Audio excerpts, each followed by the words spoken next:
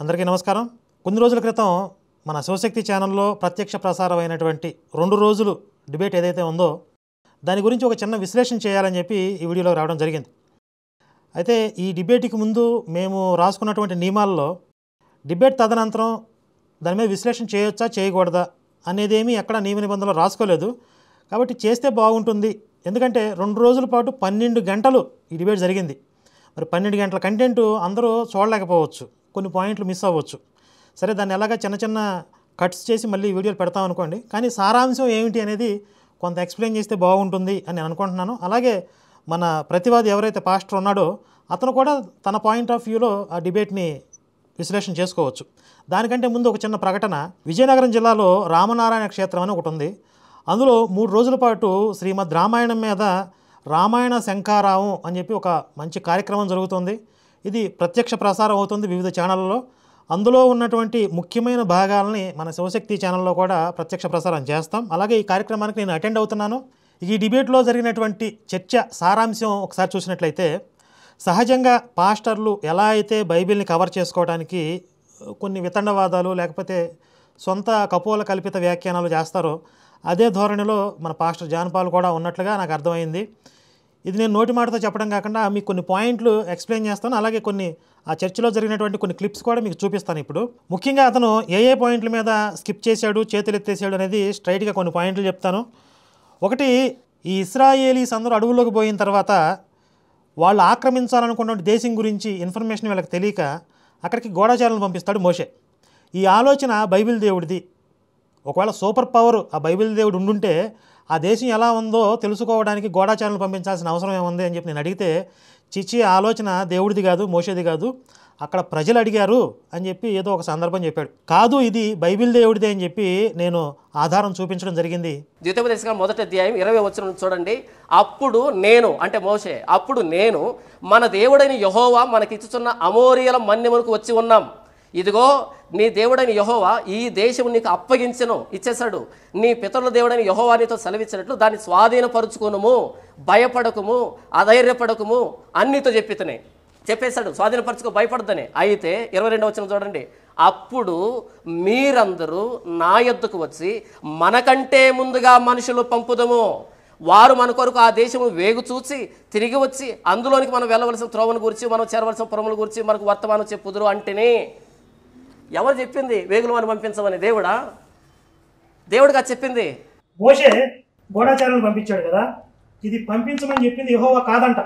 ఇప్పుడు బైబిల్ ఎవరు చదవలేదో నీకు తెలిసిపోతుంది. చూడండి స్ట్రైట్గా బైబిల్ ఉన్నవాళ్ళు సంఖ్యాకాండం 13వ అధ్యాయం 1 నుంచి ఎంత 13వ అధ్యాయం సంఖ్యాకాండం 13వ అధ్యాయం 1వ వచనం. యెహోవా మోషేకి ఎలాగ సెలవిచ్చెను, నేను ఇశ్రాయేలీయులకు ఇచ్చుచున్న కనాను దేశమును సంచరించి చూచుటకు నీవు మనుష్యులను పంపుము. అయిపోయింది. యెహోవాది కాదన్నారు. ఎవరు చెప్పింది వేగులు మనం పంపించమని? దేవుడుగా చెప్పింది. ఇక్కడ యెహోవా స్వయంగా యెహోవా చెప్పాడు, నువ్వు మనుషులను పంపించు, ఆ దేశం ఎలా ఉందో చూడు. ఇంకా చెప్తాడు, వారు పితరుల గోత్రములో ఒక్కొక్క దాని నుండి ఒక్కొక్క మనుషుని మీరు పంపవలను, 12 మందిని పంపించండి. వారిలో ప్రతివాడు ప్రధానుడై ఉండవలను, మంచి సామర్థ్యం కలిగిన వాడే ఉన్నారు వాడు. మోషే యెహోవా మాట విని పారాను అరణ్యము నుండి వారిని పంపాను. ఎవరు చెప్పారండి? క్లియర్ కట్గా ఎవరికి బైబిల్ తెలియదు మీరు చెప్పండి. అంటే పదే బైబిల్ చదివారా అంటున్నారు. కాబట్టి క్లియర్ కట్గా గూఢచారులు పంపించమని చెప్పింది బైబిల్ దేవుడు యెహోవా. ఆయనకి తెలీదు, సర్వజ్ఞానం చెప్పారు. వీళ్ళు 40 రోజులు అడుగుల్లో కూర్చోబెట్టి మనుషులు పంపించడం ఏంటంటే నాకు అర్థం కాదు. చూశారు కదా, ఈ వీడియోలో మనం స్పష్టంగా ఆధారాలు చూపించాం. మరి దీనికి సమాధానం ఏమని చెప్పాలి అతను? లేదండి, ఈ వాక్యానికి ఆ అర్థం రాదు అని చెప్పాలి. అంతేగాని దీనికి కాంట్రడిక్షన్గా ఉన్నటువంటి ఇంకో వాక్యాన్ని తీసుకొచ్చి మరి ఇక్కడ ఇలా ఉంది కదా అంటే అది బైబిల్ రాసిన సమాధానం చెప్పాలి. ఇక 2వ పాయింట్, చాలా స్పష్టంగా అతను దొరికిపోయినటువంటి సందర్భం ఏంటంటే, భార్యల్ని పరీక్షించే విధానం, అంటే భర్తకి భార్యలపై అనుమానం వస్తే పరీక్షించే విధానం బైబిల్లో ఎలా ఉంది అనేది 3 సందర్భాలు నేను వివరించడం జరిగింది. అందులో ఒక చోట అయితే ఎలాంటి ఎంక్వైరీ లేకుండా తన మనసులో అయిష్టం కలిగితే, ఏదైనా తప్పు చేసింది అని డౌట్ వచ్చి అయిష్టం కలిగితే పంపించేయచ్చు. ఇంకొకటి బురద నీళ్ళ టెస్ట్ ఉంది. 3వది పెళ్ళైన తర్వాత ఫస్ట్ నైట్ కన్యత్వ పరీక్ష ఉంది. ఇందులో ఒక దానికి ఎంక్వైరీ లేదు అని నేను అన్న మాటను పట్టుకుని లేదు ఈ 3 ఒకటే 3 కలిపే ఉన్నాయి, ఎంక్వైరీ లేకుండా ఎలా ఉంటుంది అని చెప్పి వాదించాడు. ఇక విడాకుల విషయానికి, పరిత్యాగ పత్రిక విషయానికి వస్తే ఇష్టం లేకపోతే వదిలిపెట్టేయచ్చు అన్నారు. అసలు మీరు చదివిన దాంట్లో ఇష్టం లేకపోతే వదిలిపెట్టేయచ్చు అని ఉందా, లేకపోతే మానభంగ సూచన కనబడితే? దీనికి మీరు ఏమన్నారు తెలివిగా, అసలు ఎంక్వైరీనే లేకుండా ఎలా అని అన్నారు. సంఖ్యాకాండంలో ఆ నీళ్లు దాపించేది, ప్రత్యక్ష కూడా నీళ్లు దాపించేది, తర్వాత కన్యాత్వ లక్షణాలు, ఈ 3 వేరు వేరు వేరు వేరు అని అంటున్నారు. ఆ 3 వేరు వేరు అని ఎలా చెబుతున్నారు? ఒక చోట మానభంగ సూచన కనబడినప్పుడు అన్నప్పుడు, ఇంకో చోట దానికి భార్య విషయంలో రోషం వచ్చినప్పుడు ఆ స్త్రీని ఎక్కడికి తీసుకొని రావాలి? ప్రత్యక్ష గుడారానికి తీసుకొని రావాలి అని చెప్పిన తర్వాత ఇది వేరు అది వేరు, మీరే ఎంక్వైరీ లేదన్నారు, ఎంక్వైరీ చూపించాను. తర్వాత భార్య మీద అనుమానం వచ్చినప్పుడు అప్పుడు తల్లిదండ్రులు ఆ రోజు పరిచినటువంటి బట్టను తీసుకొని రావాలి అనేది రాయబడితే అది వేరు ఇది వేరు ఇది వేరు, మరి ఏది వేరు వేరు కూడా ఎలా చెప్తారు మీరు అసలు? తర్వాత సంబంధం లేదంటే మూడు సంబంధాలు అంటే ఏం సంబంధం లేదు, కానీ మానభంగ సూచన, తర్వాత అవన్నీ తీసుకొని రావాలి, తర్వాత తల్లిదండ్రులు ప్రూవ్ చేయాలి. ఇంత లాజికల్గా ఇంత సీక్వెన్స్ ఉంటే సంబంధం లేదని ఎలా మాట్లాడతారా? ఆ 3 ఒకటేనని చెప్పారు కదా. ఇప్పుడు నేను స్ట్రైట్గా ఛాలెంజ్ చేస్తున్నాను. ద్వితీయోపదేశకాండంలో ఉన్న కన్యత్వ పరీక్ష కానీ, సంఖ్యాకాండంలో ఉన్న బురదనేల పరీక్ష కానీ, అక్కడ ఇంకొక చోట ఉన్నటువంటి పరిత్యాగ పత్రం కానీ, ఈ 3 ఒక్కటే రుజువు చేస్తే ఇప్పుడికిప్పుడే బహిరంగంగా నేను బైబిల్ గురించి తెలియదు, నేను క్షమాపణ చెప్తాను. ఛాలెంజ్ ఇది.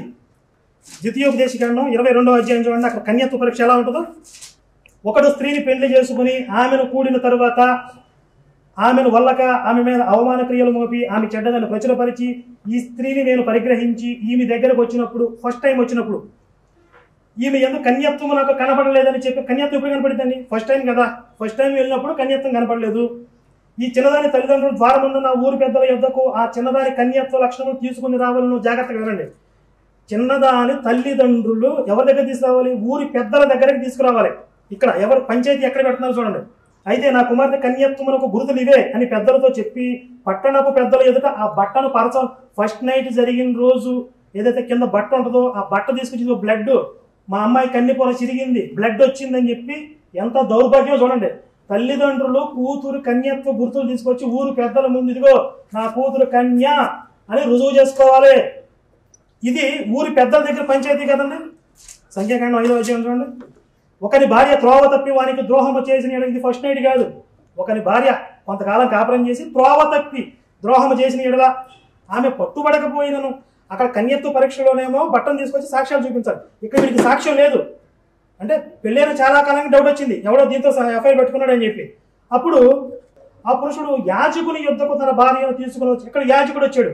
ఈ పంచాయతీ వేరు, అక్కడ ఊరి పెద్దల పంచాయతీ, అక్కడ తల్లిదండ్రులు వస్తారు. ఇక్కడ యాజకుడి పంచాయతీ, అక్కడ కన్య, ఇక్కడ కొంతకాలం కాపురం చేసిన భార్య. ఈ 2 ఒకటే అవుతాయి. ఒకటి స్త్రీని పరిగ్రహించి ఆమెను పెండ్లి చేసి కొనిన తర్వాత ఆమె ఎందు మానభంగ సూచన ఏదో ఒకటి వస్తున్నాను, ఏదో ఒక సూచన అతనికి కనబడినందున ఆమె మీద అతనికి ఇష్టము తప్పిన ఎడల, ఇక్కడ ఏముంది? మానభంగ సూచన అన్నాడు. సూచన అంటే ఆధారం కాదు, డౌట్ జరిగిందేమో అనే ఒక డౌట్ వస్తే, నీకు ఇష్టం తప్పిపోతే ఇది ఒక సందర్భం, అది ఇది ఒకటే అంటున్నారు. ఈ 2 వేరు వేరు. అసలు సంఖ్యాకాండంలో ఒక పద్ధతి ఉంది, ఇక్కడ ఒక పద్ధతి ఉంది. ఇంకోటి ద్వితీయోపదేశకాండం 22వ అధ్యాయంలో కన్యత్వ పరీక్ష చేయడం ఉంది, అది ఇంకో పద్ధతి. అది అసలు ఈ 3 వేరు వేరు. ఈయన ఏమంటున్నారంటే 3 ఒకటే అంటున్నారు. ద్వితీయోపదేశకాండం 22వ అధ్యాయంలో పెళ్లి చేసుకున్న తర్వాత మొదటి రాత్రి ఆమె కన్య అవునా కాదని డౌట్ వస్తే అక్కడ టెస్ట్ పెట్టే విధానం వేరు. అక్కడ తల్లిదండ్రులు బట్టను తీసుకురావాలి. ఇక్కడ పెళ్లి చేసుకున్న చాలా కాలం తర్వాత ఎప్పుడైనా రావచ్చు డౌట్, ఇది వేరు. ఈ 2-3 కలిపేసి అన్నీ ఒకటే, ఇదిగో ఇక్కడ ఎంక్వైరీ ఉంది కదా అని చెప్పి నన్ను తప్పుదారి పట్టించి, లేకపోతే ప్రేక్షకుల్ని తప్పుదారి పట్టించే ప్రయత్నం చేస్తున్నారు. బైబిల్ మీకు తెలియదు కాబట్టి. ఇవి ఓవరాల్గా 3 పద్ధతులు ఉన్నాయి అని మనం ఆధారాలు చూపించడం జరిగింది. ఇంత డీటెయిల్డ్గా మనం ఎక్స్ప్లెయిన్ చేసాం కదా. మరి ఇప్పుడైనా ఒప్పుకుంటున్నావంటే ఏదో వెకిల్ నవ్వాడు, లేకపోతే మాట దాటేసాడు తప్ప ఒప్పుకున్నట్టుగా అయితే అంగీకరించలేదు. సరే, జనాలకు అర్థమైంది, మనకు అంతవరకు కావాల్సింది అదే. ఇక 3వది, ఇశ్రాయేలీల మీద రాజును నియమించుకోవడం అనే ఒక ఆలోచన మోషే టైంలో ఏం చెప్పాడు? మీరు ఆ దేశాన్ని ఆక్రమించుకున్న తర్వాత మీకు కావాలంటే రాజును నియమించుకోండి అని చెప్పాడు తప్ప మీరు అలా రాజును నియమించుకోకూడదు, బైబిల్ దేవుడికి అది ఇష్టం లేదు అని అతను చెప్పలేదు. మీకు కావాలంటే పెట్టుకోండి అన్నాడు. కానీ అదే సమూయేలు టైంకి వచ్చేటప్పటికి వీళ్ళు మాకు రాజు కావాలని అడిగితే ఒప్పుకోలేదు అతను. ఇది బైబిల్ దేవుడికి విరుద్ధం, మీరు ఇలా అడగకూడదు అంటాడు. ఎందుకంటున్నాడు? తన కొడుకులను అక్కడ అధిపతులుగా పెట్టాడు, తన పెత్తందారీ వ్యవస్థ పోతుందేమో అని భయపడుతున్నాడు అని చెప్తే, లేదు లేదు అక్కడ పెత్తందారీ వ్యవస్థ ఉండాలి అంటే వాళ్ళు ఏమైనా దోచుకుంటున్నారా, ధనార్జన చేస్తున్నారా అని పాస్టర్ జానపల్ ప్రశ్నించడం జరిగింది. నేను వెంటనే ఆధారం చూపించి ఈ సమూయేలు కొడుకులు ధనాపేక్ష పొరులై లంచాలు తీసుకుంటూ న్యాయాన్ని తిప్పేస్తున్నారు, పక్షపాతం వహిస్తున్నారు అనే ఆధారాలు చూపించడం జరిగింది. ద్వితీయోపదేశకాండం 17వ అధ్యాయంలో రాజును చేసుకోమని దేవుడు చెప్పాడు అని అన్నారు కదా. అక్కడ కండిషన్ ఉంది, నీవు ఏర్పరచుకొని దలిచిన ఎడల, మీ మీద ఒక రాజుగా ఏర్పరచుకొని దలిచిన కండిషన్ అది, అంతే తప్ప మీరు ఏర్పాటు చేసుకోండి అని కాదు. సమూయేలు భయపడ్డాడు, రాజు వస్తే ఆయన పెత్తందారితనం పోతుంది అనేటట్టుగా మీరు చెప్పారు కదా. చూడండి ఒకసారి, ఇక్కడ ఆయన పెత్తందారి అయి ఉంటే కనుక ఇలా ఎలా మాట్లాడతాడు, ఇదిగో నేనున్నాను, ఎవని ఎద్దునైనా తీసుకుంటున్నా, ఎవని గార్ధవనైనా తీసుకున్నానా, ఎవరి దగ్గరైనా అన్యాయంగా తీసుకున్నానా, ఎవరినైనా బాధ పెట్టానా, న్యాయం కనపడకుండా నేను ఎవరి వద్ద లంచం పుచ్చుకున్నానా, అలాగూ చేసిన ఎడల యెహోవా సన్నిధిని ఆయన అభిషేకం చేయించిన వాని ఎదుటను వాడు నా మీద సాక్ష్యం పలకవలెను, అప్పుడు నేను మీ ఎదుట దాన్ని మరలా ఇత్తును అని బహిరంగ ప్రకటన చేశాడు. ఆ కొత్తగా పట్టాభిషేకమైనటువంటి రాజు ఎదురుగా, సమాజం ఎదురుగా ఒక్కరు కూడా ముందుకు వచ్చి మా దగ్గర పలానా తీసుకున్నావు అని చెప్పలే. పెత్తందారి వయసులో ఏముంటుంది, సంపాదించుకుంటారు. ఆయన సంపాదించలేదు కాబట్టి బైబిల్లో లేనటువంటి విషయాలు బైబిల్కి ఆపాదించకండి. ద్వితీయోపదేశకాండంలో నీవు ఏర్పరుచు కొనదలిచిన ఎడల అన్నారు. నేను చెప్పింది అదే, మీకు కావాలంటే పెట్టుకోండి అన్నాడు. కానీ సమూయేలు దగ్గర పెత్తందారి వ్యవస్థ ఉంటే దోపిడీ ఉండేది కదా, ఎక్కడుందో దోపిడీ అన్నారు. ఒకసారి చూడండి, 1 సమూయేలు 8వ అధ్యాయం. సమూయేలు వృద్ధుడైనప్పుడు తన కుమారులను ఇశ్రాయేలీల మీద న్యాయాధిపతులుగా నియమించను. వీడు రాజు కావాలని అడిగే టైంకి సమూయేలు వృద్ధుడైపోయాడు. అసలు మొత్తం వాళ్ళ కుమారులకి వ్యవస్థ అప్పగించాడు. అతని జ్యేష్ఠ కుమారుని పేరు యోవేలు, రెండవ వాని పేరు అబియా. వీరు బయర్షబాలో న్యాయాధిపతులుగా ఉండిరి. అతని కుమారులు అతని ప్రవర్తనను అనుసరింపక ధనాపేక్షకులై లంచములు పుచ్చుకొని న్యాయమును త్రిప్పివేయగా ఇశ్రాయేలీల పెద్దలందరూ కూడి రామాలో సమూయేలు వద్దకు వచ్చి, చిత్తగించుము, నీ వృద్ధుడవు, నీ కుమారులు నీ ప్రవర్తన వంటి ప్రవర్తన గలవారు కారు గనుక సకల జనుల మర్యాద చొప్పున మాకు ఒక రాజును నియమింపుము అన్నారు. అంటే అక్కడ దోపిడీ జరుగుతుంది కాబట్టే మాకు రాజు కావాలన్నారు.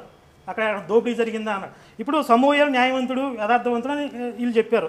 అసలు నా దృష్టిలో ఆయన కూడా కాదు. ఎందుకంటే ఆయన యథార్థవంతుడు అయితే కనుక కొడుకులు లంచాలు పుచ్చుకుంటున్నారు, ధనాపేక్ష పరులు అయ్యారు, తప్పులు చేస్తున్నారు, వెంటనే వాళ్ళని తీసేయాలి. వాళ్ళని తీసేసి వీళ్ళు అడిగిన దానికి న్యాయం చేయాలి.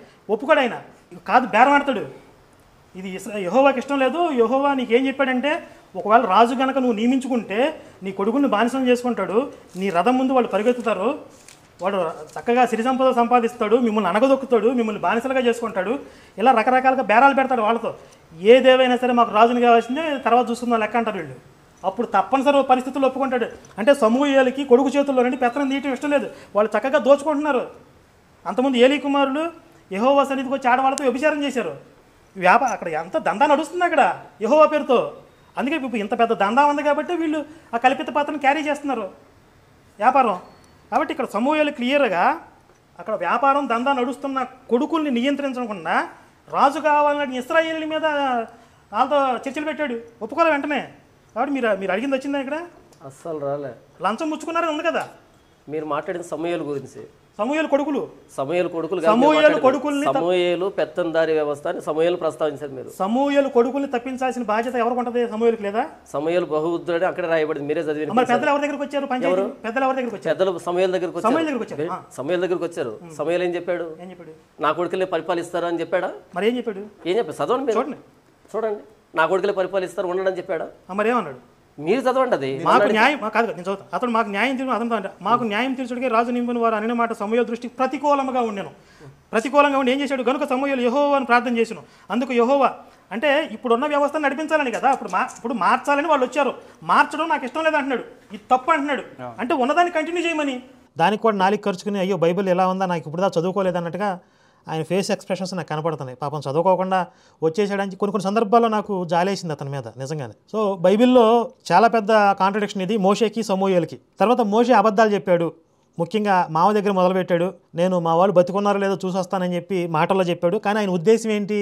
అక్కడికి వెళ్ళి వాళ్ళందరినీ బయట తీసుకొచ్చేయటం. అసలు బతికున్నారో లేదో తెలియకుండా అక్కడికి వెళ్ళి తీసుకొచ్చేద్దామని ప్లాన్ చేశాడా? అంటే తన ఉద్దేశం అనేది స్పష్టంగా చెప్పట్లేదు.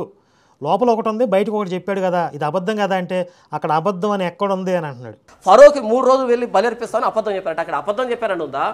ఫరో హృదయ కాఠిన్యం అక్కడ పరీక్షించబడడానికి ముందే దేవుడు చెప్పాడు, మీరు వెళ్తారు, అడుగుతారు, ఫరో అనుమతించడు అని పదే చెప్పిన తర్వాత అక్కడ వెళ్ళారు. అక్కడ 3 రోజులు బలిర్పిస్తాం అని కన్నెగరేశాడు. అదేమన్నా అబద్ధమా? అక్కడ రాయబడిందా? మోషే అబద్ధం చెప్పాడు, దేవుడు అబద్ధం చెప్పించాడు ఏమన్నా ఉందా? మీరు సృష్టించి మీరు అబద్ధాలు చెప్తున్నారు ఇక్కడ. తర్వాత ఇక్కడ రాయబడింది ఏంటంటే మోషే మామకు అబద్ధం చెప్పాడు. అసలు మీరెందుకని ఇన్ని అబద్ధాలు చెప్తున్నారు? జస్ట్ చుట్టపు చూపుగా వెళ్ళొస్తా అన్నాడంట. ఇంకా నేను పిక్నిక్ వెళ్ళి వస్తా అని చెప్పాడు అని అనలేదు. మోషే మామ దగ్గరికి వెళ్ళి అబద్ధం చెప్పలేదు. ఈ చూడండి నిర్గమకాండం 4:18. అటు తర్వాత మోషే బయలుదేరి తన మామయ్య మిత్రుల దగ్గరికి వెళ్ళి సెలవైన ఎడల నేను ఐగుప్తులో ఉన్న నా బంధువుల యొద్దకు మరలా పోయి వారు ఇంకా సజీవులై ఉన్నారేమో అంటే బ్రతికున్నారో లేదో నాకు ఇన్ఫర్మేషన్ తెలియదు, బ్రతికున్నారేమో చూసి వస్తాను. ఇది కదండి చెప్పింది. ఆల్రెడీ వాళ్ళు బ్రతికే ఉన్నారు, శ్రమలు పడుతున్నారు, వాళ్ళని ఉడిపించడానికి నేను వచ్చానని చెప్పి బైబిల్ దేవుడు చెప్పాడు. ఇది తెలియదా అంటే అది అబద్ధం కదా. మామ దగ్గర అబద్ధం చెప్పాడు, ఫరో దగ్గర అబద్ధం చెప్పలేదన్నా. ఫరోకి ఏం చెప్పాడు? మేము వెళ్ళిపోతామని చెప్పాడా? 3 రోజుల ప్రయాణం అంత దూరం పోయి మా దేవుడికి బలులు అర్పించుకోవడానికి పర్మిషన్ ఇవ్వు అన్నాడు. నిర్గమకాండం 5:1. తర్వాత మోషే అహరోను వచ్చి ఫరోను చూసి ఇశ్రాయేలు దేవుడిని యెహోవా అరణ్యంలో నాకు ఉత్సవం చేయుటకు నా జనమును పోనిమ్మని ఆజ్ఞాపించుచున్నాడని. మేము అరణ్యంలో ఉత్సవం చేసుకోవడానికి వెళ్తాం, మాకు పర్మిషన్ ఇవ్వని చెప్పారు. ఈ కాన్వర్సేషన్ జరుగుతున్నప్పుడు మేము బలులు ఇవ్వాలి, మా దేవుడికి బలులు ఇవ్వాలని చెప్తుంటే ఫరో ఏమంటాడంటే మీ బలులు ఏవో ఎక్కడే ఇచ్చుకోవచ్చు కదా అంటే లేదు మా బలులు ఎక్కడ ఇస్తే అది ఐగుప్తీయులకి హేయము, వాళ్ళు మమ్మల్ని కొట్టి చంపేస్తారు, కాబట్టి మేము అరణ్యాల్లోకే పోవాలంటాడు. మేము అక్కడి నుంచి కదలకుండా కుదరదు అంటాడు. ఇది అబద్ధం. సరే పారిపోయారు, 3 రోజులు ప్రయాణం అని చెప్పి బయలుదేరారు. 3 రోజులు ప్రయాణం చేసి అక్కడ బొల్లు ఇచ్చారు. నిజంగా ఎవరో వెనక్కి తిరిగి తుపాకు గుండు దొరకకుండా పారిపోయారు కదా, మరి అబద్ధం కదా అది. ఇదేంటండి ఇంత స్పష్టంగా కనపడుతుంటే అసలు ఏంటండి ఇది పరిస్థితి? ఇంత దుర్మార్గంగా నేను అబద్ధాలు చెప్తానని చెప్పి మాట్లాడతారు. తర్వాత వాళ్ళ దగ్గర బంగారు నగలు అడిగి తీసుకున్నారంటే ఐగుప్తీయుల దగ్గర. ఎందుకు ఇస్తారు వాళ్ళు బంగారం? మేము పారిపోతున్నామమ్మా అని నగలు మంటి ఇస్తారా? మేము ఉత్సవాలకు వెళ్తామమ్మా, మేము అరణ్యంలో ఉత్సవం చేసుకుంటాం, పండుగ చేసుకుంటున్నాం, అవి ధరించుకోవడానికి నగలు ఇవ్వు అని చెప్పి ఇంటి పక్కల వాళ్ళని నగలు అడిగి తీసుకున్నారు. అంటే ఇంటి పక్కల వాళ్ళకి అబద్ధం చెప్పి మోసం చేసి వాళ్ళని దోసుకున్నారు. ఫరోకి అబద్ధం చెప్పారు, మోషే మామకు అబద్ధం చెప్పాడు, ఇన్ని అబద్ధాలు చెప్పి పారిపోయాడు. బైబిల్ దేవుడు సర్వశక్తిమంతుడున్న బైబిల్ దేవుడు వెనకాల ఈయన అబద్ధం చెప్తున్నాడు. ఉత్సవం అనేది అది అబద్ధం అని పదే మీరు మాట్లాడుతున్నారు. అబద్ధం అని కాదు, అక్కడ ఆ టెక్స్ట్లో అబద్ధం అని ఉందా? మీరెందుకు సొంత పద్ధతిలో అక్కడ సొంత ఆలోచన రుద్దుతున్నారు అన్నది నా ఉద్దేశం. ఇప్పుడు నేను ఒక టెక్స్ట్ని తీసుకున్నప్పుడు ఆ టెక్స్ట్ కట్టుబడాలి, ఆ గ్రంథానికి కట్టుబడాలి, అంతే. కట్టుబడి ఆ గ్రంథంలో దాన్ని అబద్ధం అని నిరూపించాలి తప్ప దాన్ని చదివేసి అబద్ధం అంటే మరి అలాగైతే ప్రపంచంలో ఏ పుస్తకాన్ని తీసుకుని దాన్ని పెట్టేసి ఇది అబద్ధం అంటే అది అబద్ధం అయిపోతుంది. అంటే ఆ గ్రంథంలో అది అబద్ధం అని నిరూపించబడి ఉండాలి, దాని ప్రామాణికతకు మనం లోబడినప్పుడు. అంతేగాని ఇలా చదివే చూడు అబద్ధం అంటే ఇంకా ఏ పుస్తకాన్ని అబద్ధం అనొచ్చు అంతే. మోషే మామతో అబద్ధం చెప్పాడు అనడానికి ఆధారం చూపిస్తే అబద్ధం అని టెక్స్ట్లో ఉందా అని చెప్తున్నారు. అదేంటి అసలు ఎంత విచిత్రంగా ఉందో చూడండి. ఇప్పుడు ఆయన వెళ్తున్న ఉద్దేశం ఒకటి, మామతో చెప్పింది ఒకటి, అబద్ధమే కదండి అంటే అబద్ధం అని ఎక్కడుంది అంటే మోషే రాసుకుంటాడా? నేను అబద్ధము చెప్పుచున్నాను అని మోషే రాస్తాడా? మామకు చెప్పిన ఉద్దేశం వేరు, అది వెళ్తున్నది వేరు కదా, రెండు వేరు కదండి అంటే ఎక్కడుంది? జనాలకి మరి అది ఎంత వితండవాదం అనేది అర్థమై ఉంటుంది అనుకుంటున్నాను. అంటే హుందాగా అంగీకరిస్తే సరే, మామ అర్థం చేసుకోలేడు కాబట్టి విషయాన్ని ఇప్పుడు చెప్తే కంగారు పడతాడు కాబట్టి చెప్పలేదు అంటే కొంచెం హుందాగా అంగీకరించినట్టుగా ఉంటుంది. కానీ అంత స్పష్టంగా కనపడుతున్నా కూడా చిచ్చి అది అబద్ధం కాదు, ఆయన ఉన్నదే చెప్పాడు అంటే మరి ఇక అది ఏ రకమైనటువంటి వాదన అనేది అర్థమైంది కదా. ఇలా అబద్ధాలతో మొదలైనటువంటి మోషే ఆ తర్వాత అడవుల్లోకి తీసుకొచ్చిన తర్వాత ఇశ్రాయేలీస్ని దగ్గరదారైనటువంటి ఆ కనాన్ దేశాన్ని తీసుకుపోవటానికి చాలా దగ్గరదారైనటువంటి ఫిలిస్తీన్ల దేశం గుండా పోకుండా వాళ్ళని చూసి భయపడి ఎక్కడెక్కడో తిరిగాడు, 100 కిలోమీటర్లు తిప్పాడు అని ఆధారం చూపించాను. దానికి ఒక మ్యాప్ కూడా చూపించాను నేను. ఎర్ర సముద్రం దాటారు, ఎర్ర సముద్రం నుంచి ఇదో పెద్ద అబద్ధం అనకూడదు, రుజువు చూపించమన్నారు. శాస్త్రీయంగా ఆర్కియాలజీ ఎవిడెన్స్లు కూడా చూపించమన్నారు, అది కూడా చూపిస్తాను ఒకసారి. ఇది ఇజ్రాయేలీస్ జర్నీ చేసినటువంటి మార్గం గూగుల్లో ఉంది, మీకు బైబిల్ హిస్టరీ అని చెప్పి. వీళ్ళు ఎక్కడా కూడా ఎర్ర సముద్రం దాటినట్టుగా వాళ్ళు చూపించరు. ఇందులో కూడా కామెడీ ఏంటంటే ఇది గోషెన్ దేశం, గోషెన్ ప్రాంతం. మోషే టైంలో వీళ్ళు ఇక్కడి నుంచి పారిపోయే టైంలో రామేసెస్ II అనేవాడు అక్కడ ఈజిప్ట్కి రాజుగా ఉన్నాడు, ఫరో. వీళ్ళు ఇక్కడి నుంచి బయలుదేరి ఇక్కడికి పోవాలి, స్ట్రైట్ ఇక్కడికి పోవాలి. ఇది ఈ మూల ఇక్కడ కనాన్ దేశం, ఇప్పుడున్న ఇజ్రాయెల్ దేశం ఉంది. కానీ వీళ్ళు రాలా. ఎందుకు రాలేదంట? ఇది చూడండి, ఇదంతా తిరిగారు, ముక్కు చుట్టూ తిప్పుకొచ్చారు. ఎందుకు అంటే ఒకసారి చూడండి, దాని రెఫరెన్స్ బైబిల్లో చెప్తాను. నిర్గమకాండం 13:17. ఈ ప్రజలు యుద్ధము చూసినప్పుడు వారు పశ్చాత్తాపడి ఐగుప్తుకు తిరుగుదురేమో అనుకుని ఫిలిస్తీయుల దేశము సమీపమైనను ఆ మార్గమున వారిని నడిపింపలేదు. ఇటు వెళ్తే ఫిలిస్తీయులు తంతారు, వీళ్ళు యుద్ధానికి వస్తారు, ఈ యుద్ధం చూసి వీళ్ళు మళ్ళీ వెనక పారిపోతారు అని భయపడి ఇది దగ్గర దారైనా కూడా ఇటు నడిపించలా, ఇదంతా తిప్పుకొచ్చాడు చూడండి.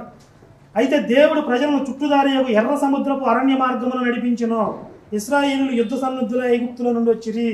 చూడండి, సర్వశక్తిమంతుడైనటువంటి బైబిల్ దేవుడు ఫిలిస్తీయులకు భయపడి దగ్గర దారి సింపుల్గా ఇట్లా నడిస్తే ఒక నెల రోజుల్లో వెళ్ళిపోతారు. వాళ్ళకి భయపడి ఇక్కడ ఇదంతా తిప్పి కొన్ని సంవత్సరాలు అడవుల్లో తిప్పాడు. సర్వశక్తిమంతుడు బైబిల్ దేవుడు. ఫిలిస్తీన్కి భయపడ్డాడు, ఫరోకు భయపడ్డాడు. ముందు ఫరోకు నిజం చెప్తే తంతాడని, తర్వాత ఫిలిస్తీన్కి భయపడ్డాడు. అంటే ఇక్కడ క్లియర్గా ఏమర్థం అవుతుంది, మోషే దగ్గర బైబిల్ దేవుడు లేడు, ఒక సర్వశక్తిమంతుడు లేడు. ఆయన రాజుకు భయపడుతున్నాడు, ఫిలిస్తీన్కి భయపడుతున్నాడు. ఐగుప్తుకు తిరుగుదరేమో అనుకుని ఫిలిస్తీన్ల దేశం సమీపమైనను ఆ మార్గమును వారిని నడిపింపలేదు. మీరేమన్నారు అంటే ఫిలిస్తీన్ చూసి ఇశ్రాయేలు భయపడ్డారు అన్నారు మీరు. ఇక్కడ అలా లేదు కదా.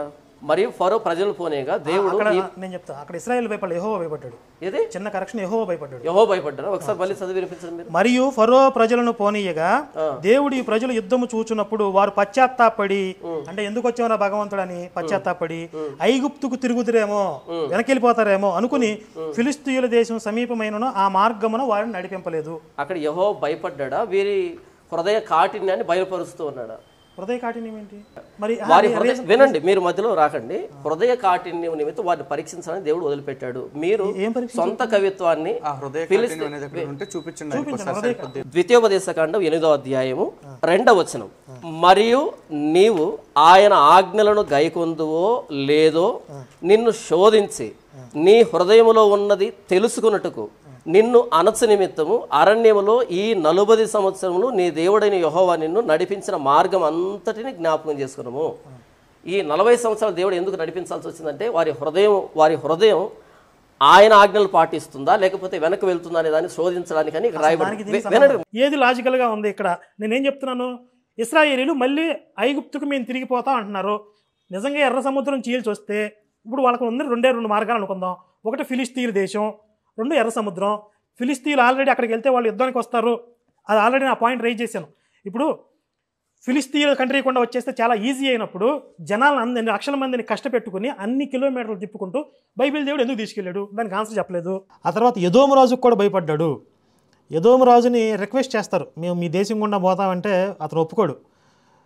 లేదు కొంచెం అనుమతించు అని చెప్పి వీళ్ళు బతిలాడుతుంటే అతను కత్తి తీసుకుని బహుజనాన్ని వెంటేసిన సైన్యంతో ఎదురొచ్చినట్టుగా ఉంటే ఆ దెబ్బతో భయపడి అక్కడి నుంచి వీళ్ళు వేరే మార్గం చుట్టూ మార్గం వెళ్ళారు. ఆ మార్గాయాసం చేత అక్కడ సొమ్మసిల్లి పడిపోయారని కూడా ఉంది. అక్కడ నేను ఒక ప్రశ్న కూడా అడిగాను, ఆ సొమ్మసిల్లి పడిపోయి వాళ్ళు సనుగుతుంటే తాపకరమైన సర్పాలను పంపి వాళ్ళని కనిపించాడంటే ఇశ్రాయేలీని.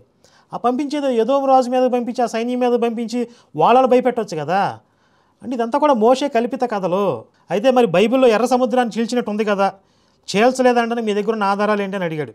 ఆ ఎర్ర సముద్రాన్ని వాళ్ళు దాటలేదు, ఇలా అరణ్య మార్గం అన్నారు. మరి చూడండి ఇక్కడ ఎక్సోడస్ అంటే నిర్గమకాండం 14వ అధ్యాయం 21వ వచనం ఒకసారి నేను చదివి వినిపిస్తుంది. మరి ఇదేంటిది? ఇంతకీ వాళ్ళు అరణ్య మార్గం ద్వారా వస్తూ ఉంటే 21 మోషే సముద్రం వైపు తన చెయ్యి చాపగా యెహోవా ఆ రాత్రి అంతయు బలమైన తూర్పు గాలి చేత సముద్రమును తొలగించి దానిని ఆరిన నేలగా చేసెను. నీళ్లు విభజింపబడగా ఇశ్రాయేళ్లు సముద్రం మధ్యను ఆరిన నేల మీద నడిచిపోయిరి. ఆ నీళ్లు వారి కుడి ఎడమల ప్రక్కన వారి గోడల వలె ఉండను. అంటే ఈ పైదాకా వచ్చి ఇక్కడ దాకా ఆగిపోయారు. అంటే తెలియని వాళ్ళని ఇంకా బైబిల్ మీద అపార్థం చేసుకునేటట్టుగా.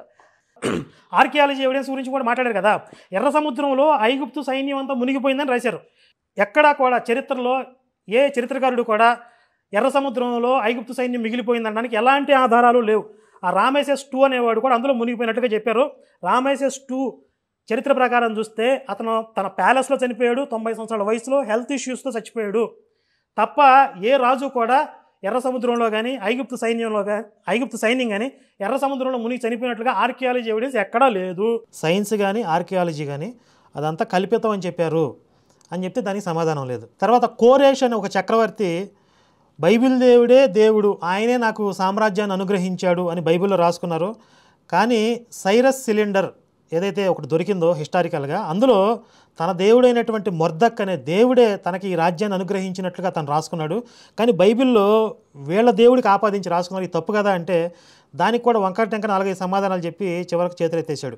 ఇక్కడ పారసీక దేశపు రాజైన కోరేషు ఇజ్రాయేలుడు కాదు, కానీ ఇజ్రాయేల్ దేవుడైనటువంటి యెహోవాని ఆకాశమందున్న దేవుడు ఎందుకు ప్రస్తావిస్తున్నాడు అంటే అన్య జనులకి చెందినటువంటి ఒక చక్రవర్తి కూడా మా యెహోవాను ఒప్పుకున్నాడు అని ఇది చాలా ప్రౌడ్గా పాపం క్లెయిమ్ చేసుకుంటూ ఉంటారు పాస్టర్లు. కానీ హిస్టారికల్గా ఒక ఆధారం దొరికింది. అదేంటి అని అంటే సైరస్ సిలిండర్ అని చెప్పి మీరు గూగుల్లో సెర్చ్ చేస్తే, అంటే ఈ కోరేష్ చక్రవర్తిని సైరస్ చక్రవర్తి అని అంటారు.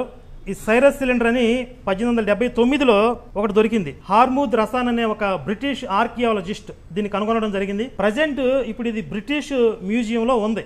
ఇందులో ఏముంది అని అంటే, ఈ కోరేష్ అనే చక్రవర్తి మర్దుక్ అనే ఒక దేవుడు, తన దేవుడు ఆయన ఆరాధించినట్లుగా, ఆ మర్దుక్ ఇతనికి బబులోన్ రాజ్యాన్ని ఇప్పించినట్లుగా చెక్కించాడు.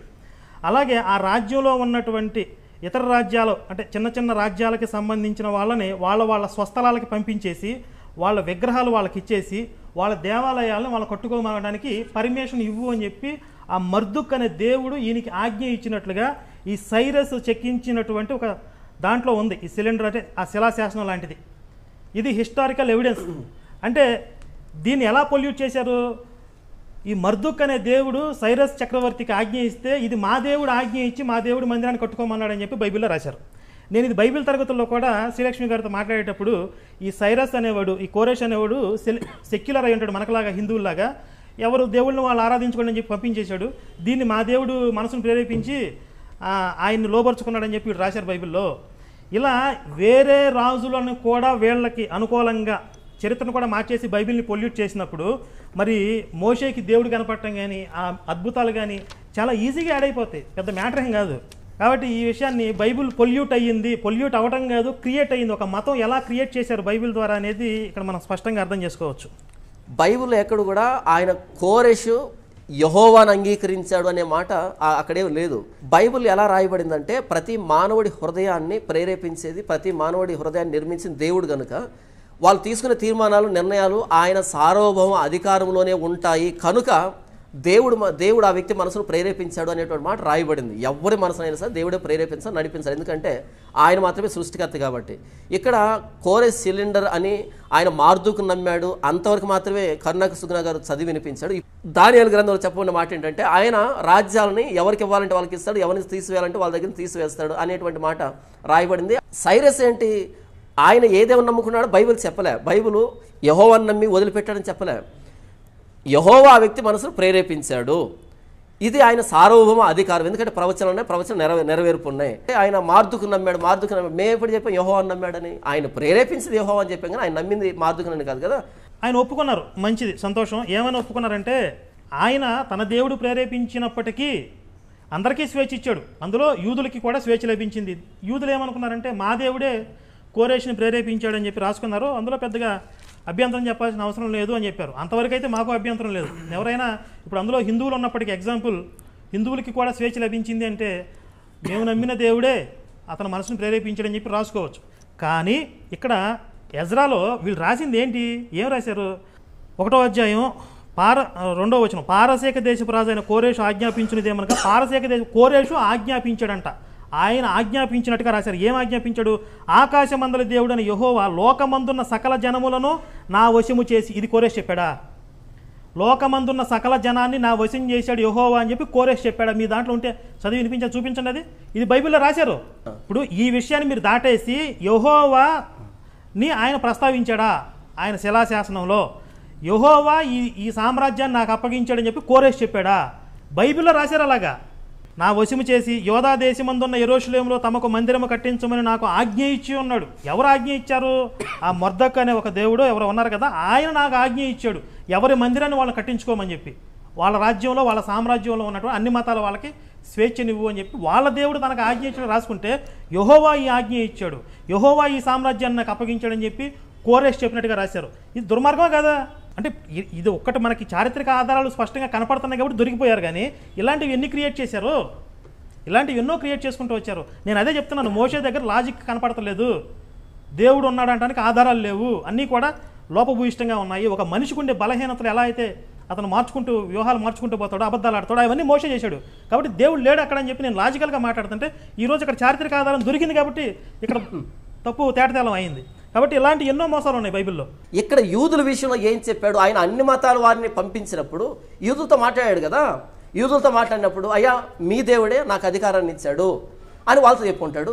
మిగతా మతాలతో ఏం చెప్పుకుంటాడు? మీ దేవుడే నాకు అధికారం ఇచ్చుంటాడు అని చెప్పుకుంటాడు. మీరే అన్నారు కదా సెక్యులర్ భావాలని.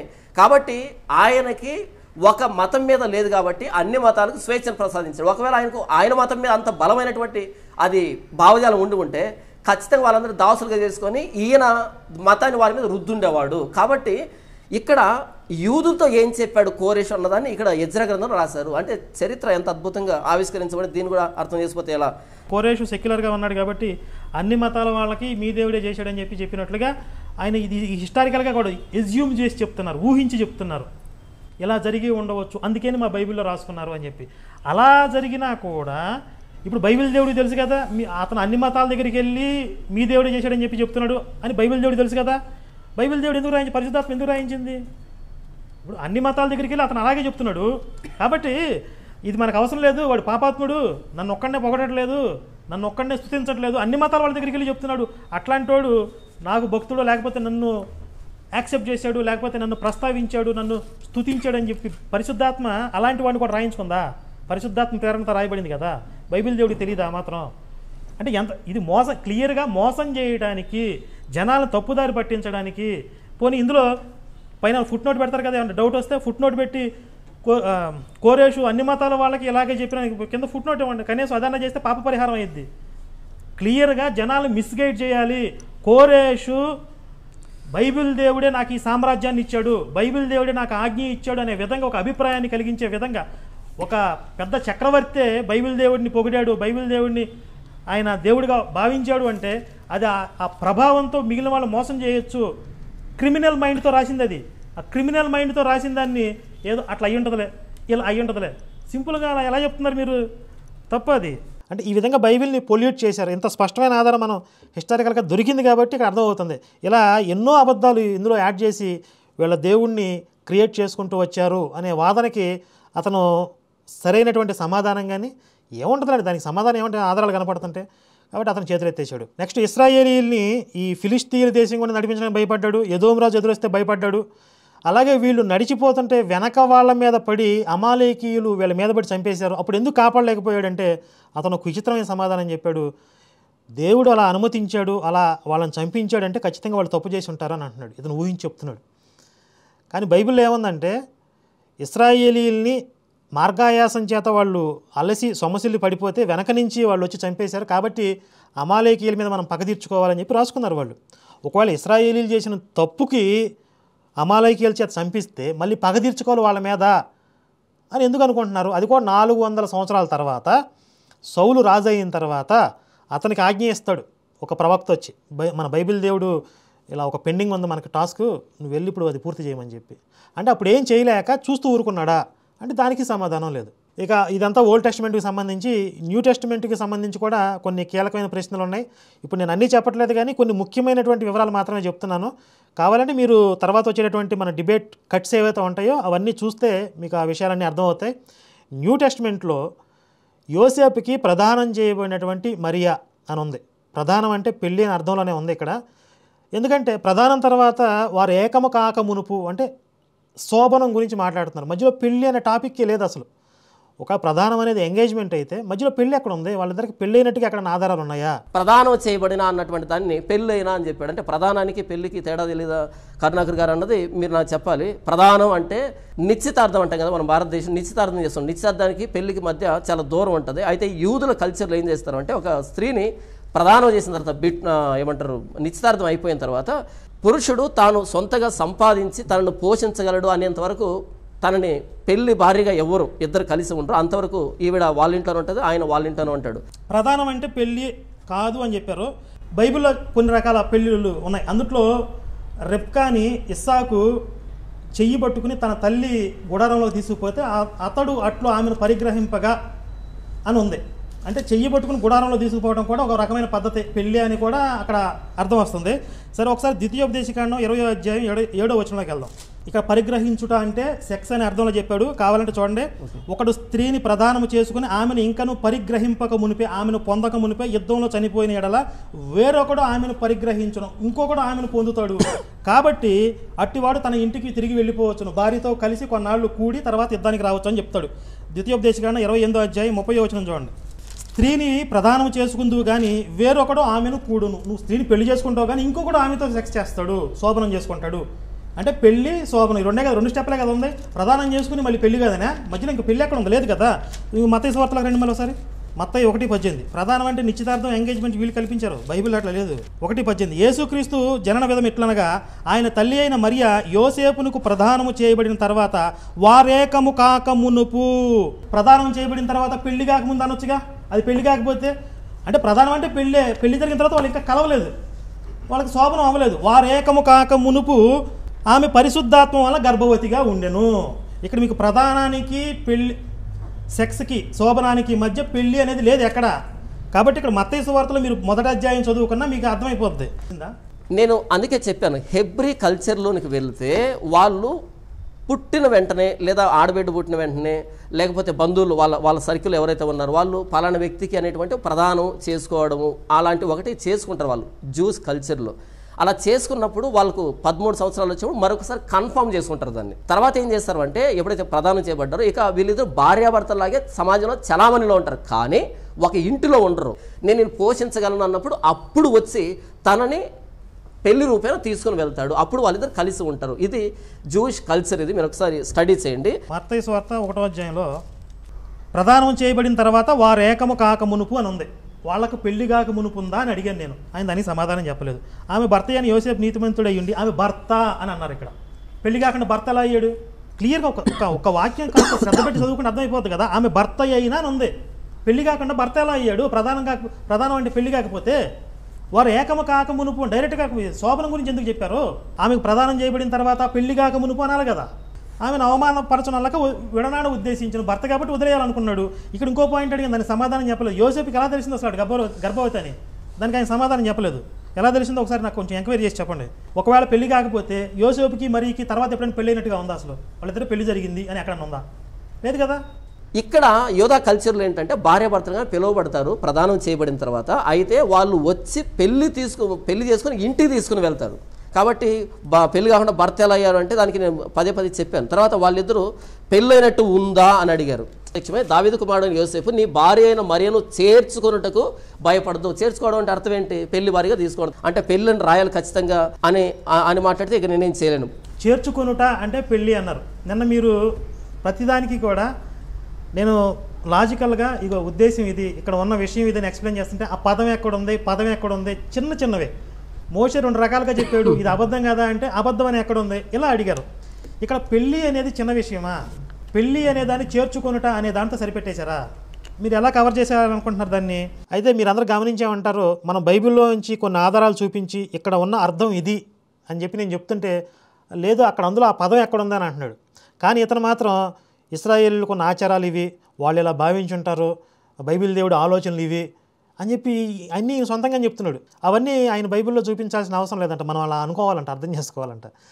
సహజంగా పాస్టర్లందరి ద్వారా ఇలాగే ఉంటుంది. ఇతను ఏమన్నా కొంచెం డిఫరెంట్గా చెప్తాడేమో అని ఎక్స్పెక్ట్ చేశాను, కానీ అదే దూరంలో ఉన్నాడు. మధ్యలో కొన్ని నేను చెప్తుంటే అలా ఎక్కడుంది బైబిల్లో అని అడిగాడు. ఉదాహరణకి యేసుని దిగంబరంగా సిలువేశారంటే ఏది చూపించమన్నాడు. పై వస్త్రం అనండి, ఓకే బైబిల్ పై వస్త్రం మొత్తం బట్టలు యేసుని న్యూడ్గా సిలువేశారు. అది పంచుకున్నది పై వస్త్రం బైబిల్లో. యేసుని న్యూడ్గా సిలువేశారు. మాట్లాడతాను దీని మీద, మాట్లాడదాము. యేసు ప్రభు పై వస్త్రాన్ని పంచుకున్నారని బైబిల్లో ఉంది. అయితే వారి వాదనలో దాన్ని చెప్తానంటున్నారుగా, చెప్పండి. నేను చెప్తా కదా తర్వాత. అంటే ఆ పదం మీకు అభ్యంతరంగా అనిపించట్లేదు అంటున్నా నేను. దేనికి చీట్లు వేసుకున్నా బైబిల్లో ఉంది.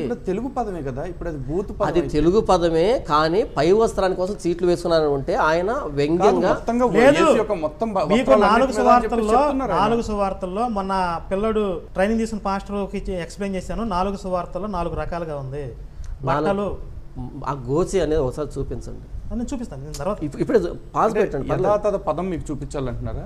అంటే ఇన్నర్ అవి కూడా పంచుకున్నారని పంచుకున్నారు, ఒకసారి చూపించండి. అంటే పై వస్త్రం కాకుండా ఇన్నర్ కూడా పంచుకున్నారని నాకు కావాలి. మార్కు సువార్త 15వ అధ్యాయం 24వ వచనంలో వారు ఆయనను సిలువ వేసి ఆయన వస్త్రముల భాగము ఎవనికి రావాలనో చీట్లు వేసి వాటిని పంచుకొనిరి. కేవలం పై బట్టం లేదు, వస్త్రములు, ఆయన వస్త్రములు చీట్లు వేసి ఏ భాగం ఎవరికి రావాలి, ఒక భాగం కాదు అసలు అది. గోచి, నేను అడిగింది గోచి, అది మొత్తం వస్త్రాలు, మొత్తం పైనుంచి వీటికి. మీరేమన్నారు? ఒక నిమిషం, స్పష్టంగా అడుగుతున్నా. ఆయన వస్త్రాలు పంచుకున్నాను నేను చెప్పాను, కానీ గోచరిని చూపించాలి. మీరు అడిగింది ఏంటి? ఇంతకుముందు గోచరి అడిగింది చూపిస్తున్నారు. మీరు అన్న ఇన్నర్ వేర్స్ కూడా అని అడిగారు. ఇన్నర్ వేర్స్ కూడా ఆయన వస్త్రాలను పంచుకున్నారు అంటే నాకు ఆర్గ్యుమెంటే లేదు అక్కడ. కానీ ఆయన గోచిని కూడా లాగివేశారు అని అంటే గోచితో సహా మీ అభ్యంతరం ఏం చెప్పారంటే మీరు ఆయన కేవలం పై వస్త్రం మాత్రమే తీస్తున్నారు, కింద వస్త్రం కూడా తీసేశారా, ఇన్నర్ వేర్స్ కూడా తీసేశారు చూపించని అడిగారు. చూపించిన తర్వాత గోచి అని మార్చుకోండి అంటున్నారు. మీ స్టాండ్ మారింది ఇక్కడ. ఇన్నర్ వేర్స్ న్యూడ్గా సిలివేశారు, న్యూడ్గా సిలివేశారు. నా స్టాండ్ మారింది లేదు, ఆల్రెడీ రికార్డ్ అయింది. అదేం గాల్లో లేదు. అది అంటే ఇన్నర్ అవి కూడా పంచుకున్నారని చూపించారు. ఒకసారి చూపించండి. అంటే పై వస్త్రం కాకుండా ఇన్నర్ కూడా పంచుకున్నారని నాకు కావాలి.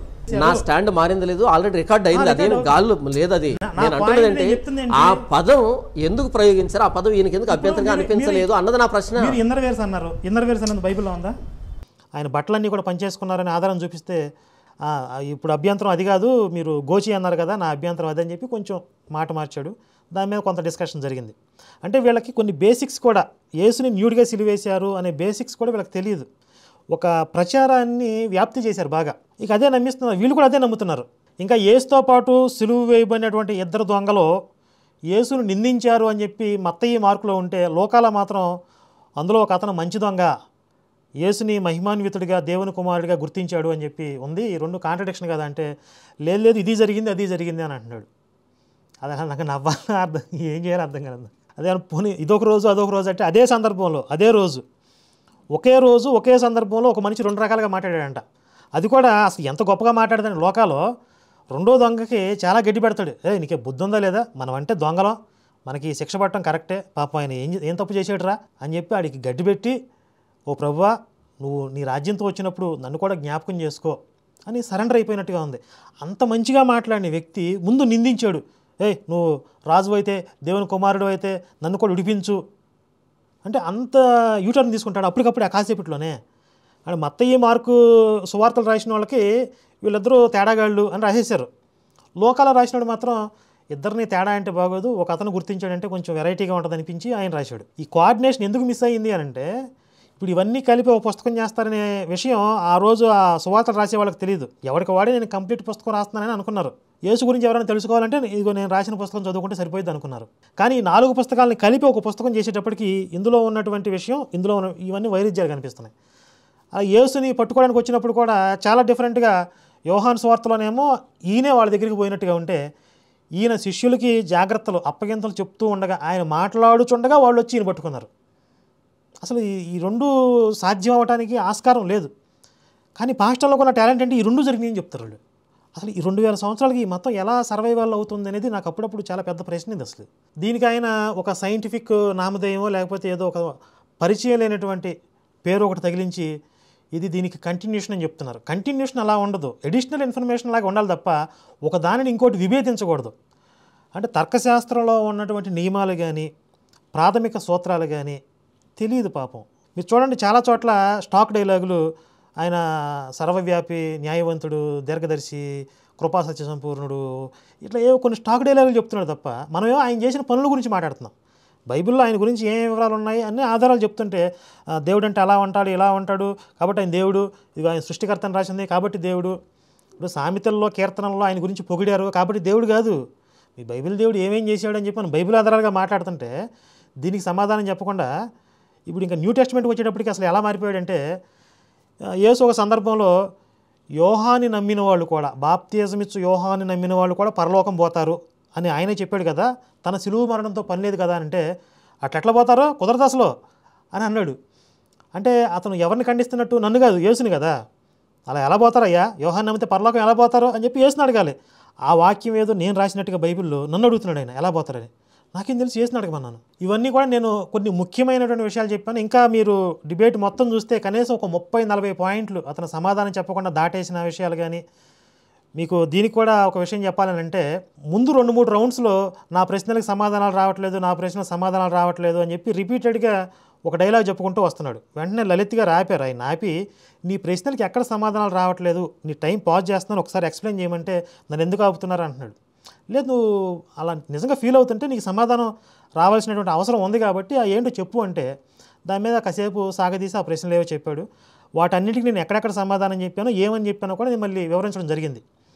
అదే మళ్ళీ చివరికి వచ్చేసరికి అతను ఏమంటున్నాడంటే, ఇదిగో నా టైం అంతా మిగిలిపోతుంది, టైం అంతా వేస్ట్ అయిపోతుంది, అసలు ఈయన ప్రశ్నలు ఏం అడుగుతున్నాడో కూడా నాకు అర్థం కావట్లేదు, ఏం అడగట్లేదు నన్ను, ఇప్పుడు నేనేం చెప్పాలి, ఏం మాట్లాడాలి అని అంటే, అప్పుడు నేను అన్నాను, బాబు నేను చాలా ప్రశ్నలు అడిగాను, చాలా సమాధానాలు రావాల్సి ఉంది నీ దగ్గర నుంచి, అవి నీకు గనక అర్థం చేసుకోలేకపోతే ఇప్పుడు మళ్ళీ చెప్తా, రాసుకో, ఇప్పుడు రాసుకుని మళ్ళీ నాకు ఎక్స్ప్లెయిన్ చేయి, నీ టైం వేస్ట్ చేసుకోవద్దు, ఎందుకంటే జనాలు చూస్తున్నారు, ఇంతమంది జనాలకి మనం మంచి సమాచారం ఇవ్వాల్సిన అవసరం ఉంది కదా, ఆ ప్రశ్నలు నేను మళ్ళీ చెప్తానంటే వద్దు, నాకు చెప్పే ఉద్దేశం లేదన్నాడు. ముందు స్టార్టింగ్లో ఆయన స్టేట్మెంట్ ఒకటి మీరు గమనిస్తే, ఈ బైబిల్ మీద ఎన్ని గంటలైనా మాట్లాడతా, ఎన్ని రోజులైనా మాట్లాడతా, ఎన్ని ప్రశ్నలు అడిగినా సమాధానం చెప్తా అన్నాడు. చివరికి వచ్చేసరికి ఇక నన్ను వదిలేసి నేను వెళ్ళిపోతా అనే స్థితికి వచ్చేసాడు.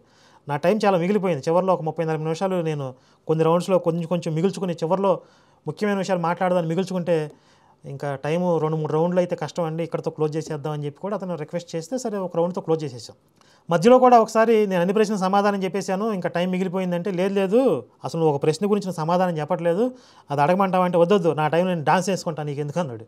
నాకు 15 నిమిషాల్లో నేను ఈ కెమెరా ముఖంగా నా క్రైస్తవ సమాజాన్ని చెప్పే విషయం ఏంటంటే, క్రైస్తవులారా, ఒక నిమిషం మీకు సమయం ఉంది కాబట్టి ఇప్పుడు ప్రశ్నలు అయిపోయాయి అనుకుంటున్నారు కదా. అవును, ఇప్పుడు నేను వచ్చేటప్పుడు ఫిలిస్తీన్లకు భయపడి లే నా సమయాన్ని మాట్లాడేసేయాలి, మీరు ఇంటర్ఫియర్ కాకూడదు, నా సమయాన్ని మాట్లాడేసుకోవాలి. 10 నిమిషాలు ప్రశ్నలు అయిపోయినాయి సమాధానం లే, ప్రశ్నలు అయిపోతాయని అయిపోలేదంటే నా ఇష్టం, నా 10 నిమిషాలు డాన్స్ చేసుకుంటాను అంతే, నా ఇష్టం. అడుగుతుంటే పాపం ఆయనకి ఎక్కడో తగులుతున్నాయి, మరి ఎక్కడ నేను డిఫెన్స్లోకి వెళ్ళిపోతాను, క్రైస్తవులందరూ నన్ను ఎక్కడ టార్గెట్ చేస్తారనే భయం అతనిలో కనపడింది. అంటే సత్యాన్ని స్వీకరించడం అనే మనసు ఎక్కడ కనపడలేదు, అది ఊహించిందే.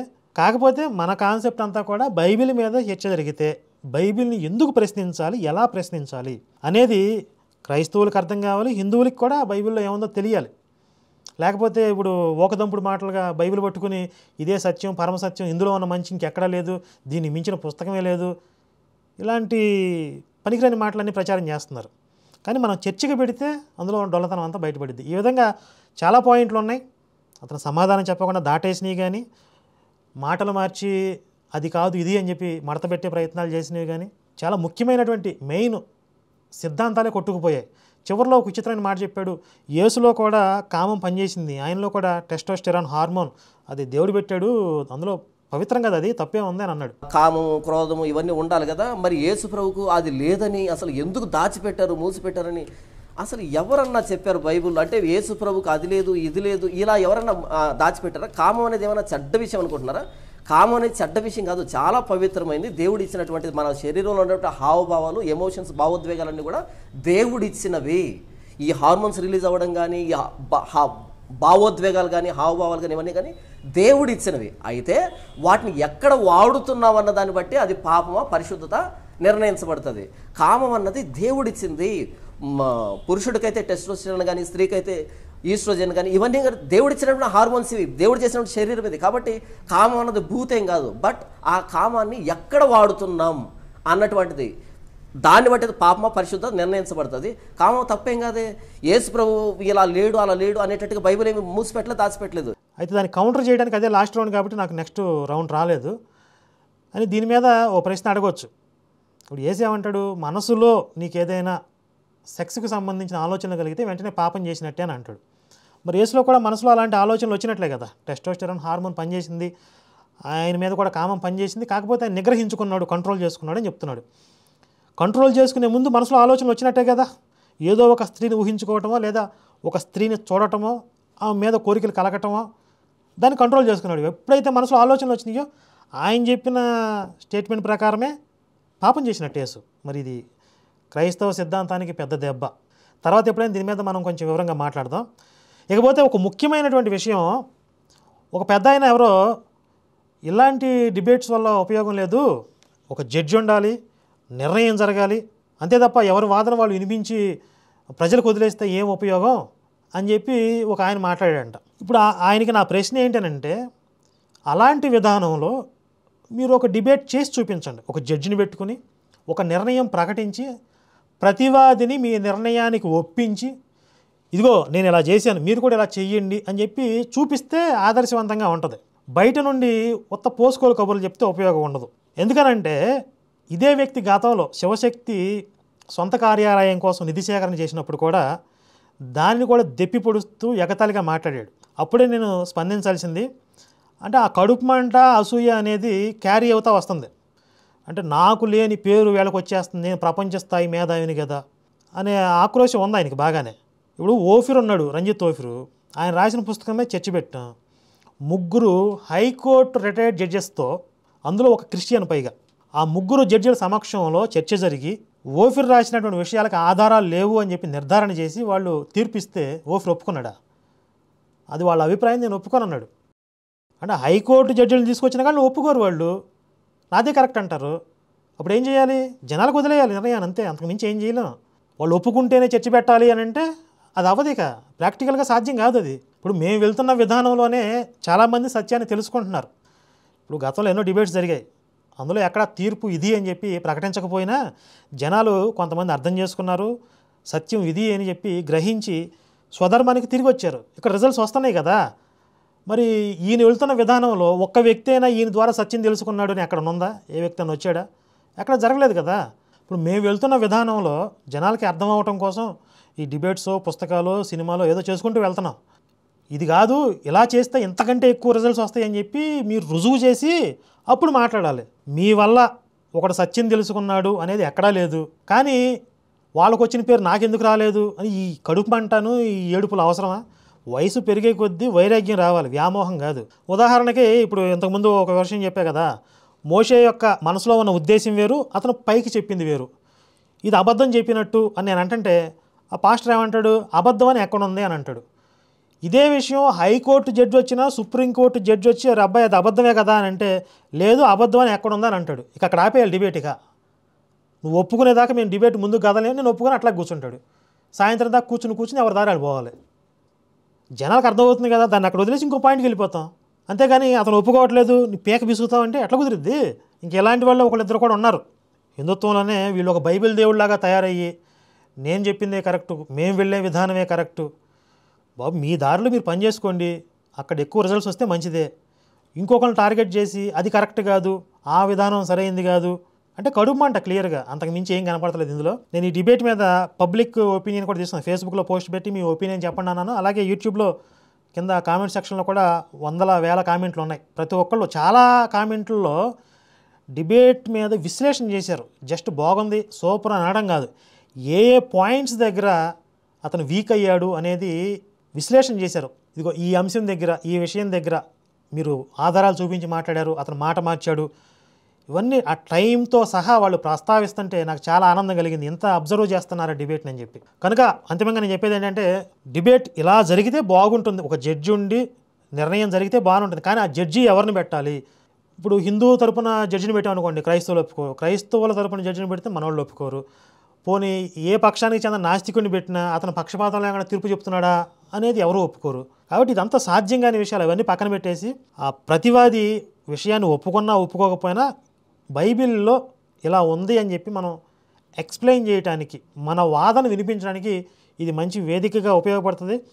అది విని జనాలు అర్థం చేసుకోగలిగిన సామర్థ్యం ఉన్నవాళ్ళు ఉన్నారు. జనాలకే అర్థమవుతుంది, జనాలకే అంత తెలివి ఉంటే ఇలాంటి కామెంట్లు కూడా చేశాడు ఆ పెద్ద ఆయన. అని జనాలు మరీ గొర్రెల అందరిని ఒకే ఘాటిని కట్టేస్తారా? గొర్రెలు ఉన్నారు, వివేకం వివేచన కలిగిన వాళ్ళు ఉన్నారు. కొంతమంది విని వదిలేస్తారు, కొంతమంది విని ఆలోచిస్తారు, అర్థం చేసుకుంటారు. అందరూ ఒకే ఘాటిని ఉండరు. ఆ విని ఆలోచించగలిగే వాళ్ళ కోసమే మన తాపత్రయం, మన ప్రయత్నం. ఆయన పెట్టిన ఆ వీడియో కింద కామెంట్స్లోనే డిబేట్ చాలా బాగా జరిగింది, మేము అర్థం చేసుకున్నాం, బైబిల్లో ఇంత చెత్త ఉందని చెప్పి అంతకుముందు మాకు తెలియదని కూడా కొన్ని కామెంట్స్ వచ్చినాయి. జనాలేం గొర్రెలు కాదు. అంటే ఈయన జనాల్లో నుంచి రాకుండా పైన చూడిపడ్డాడంటే ఏమన్నా దేవదూత? అహంకారం నిలువెల్లా నేనే ప్రపంచ స్థాయి మేధావిని, వ్యాస భగవానుడి తర్వాత నేనే, వేదాలకు సరైన అర్థం ఎవరు చెప్పలేదు, నేనే రాస్తాను అంటే అహంకారం అలా కమ్మేసింది. ఏం చేస్తాం? ఇది మిత్రులారా డిబేట్ మీద జరిగినటువంటి విషయాలపై నా విశ్లేషణ. నా అంచనా ఏంటంటే ఫ్యూచర్లో చాలామంది ఈ డిబేట్ చూస్తే గర్వాప్స్ అవుతారు. క్రైస్తవానికి ఇది చాలా పెద్ద దెబ్బ అని నాకు నమ్మకం ఉంది. ఆ రిజల్ట్స్ అనేవి ఫ్యూచర్లో వస్తాయి ఖచ్చితంగా. మళ్ళీ మనం ఈ విషయం మీద మాట్లాడదాం. ఇక ఈ 12 గంటల డిబేట్ని మనం చిన్న చిన్న పార్ట్స్గా కట్ చేసి మన ఛానల్లో అప్లోడ్ చేస్తాం. వీలైతే అవన్నీ కూడా ఒకసారి చూసిన వాళ్ళు కూడా మళ్ళీ చూడండి, మళ్ళీ బాగా అర్థం చేసుకోండి. అలాగే కొత్త వాళ్ళకు కూడా చూపించండి. ఇది బైబిల్ మీద చర్చ జరిగింది, ఇందులో ఉన్న విషయాలు ఇవి, ఇక పాస్టర్ ఇలా మాట్లాడాడు, ఇక మన కరుణాకర్ ఇలా మాట్లాడాడు, ఎవరు మాట్లాడింది కరెక్టు అర్థం చేసుకోమని చెప్పండి. అప్పుడే మనం చేసినటువంటి ఈ ప్రయత్నానికి, పెట్టినటువంటి ఎఫర్ట్స్కి మంచి రిజల్ట్స్ వస్తాయని భావిస్తూ జై శ్రీరామ్, భారత్ మాతాకి జై.